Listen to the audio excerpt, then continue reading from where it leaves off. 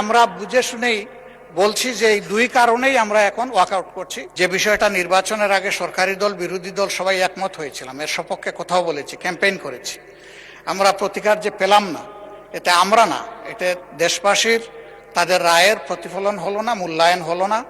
আমরা বিরোধী দলে বসে এই অবমূল্যায়ন আমরা মেনে নিতে পারি না। এই জন্য তার প্রতিবাদে আমরা ওয়াকআউট করছি। বিরোধী দলের নেতাকে মাইক দেন। হ্যাঁ, ওই নোটিশটাও আমাদের নজরে আগে কিছুটা এসেছে এবং আমরা মনে করি যে মূল নোটিশকে চাপা দেওয়ার জন্য ওই নোটিশটা সামনে আনা হয়েছে।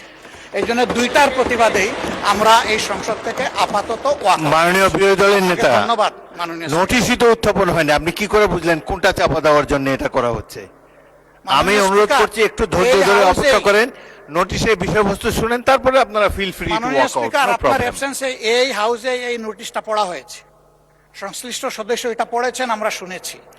এই জন্য আমরা বুঝে শুনেই বলছি যে এই দুই কারণেই আমরা এখন ওয়াকআউট করছি। আপনাকে ধন্যবাদ।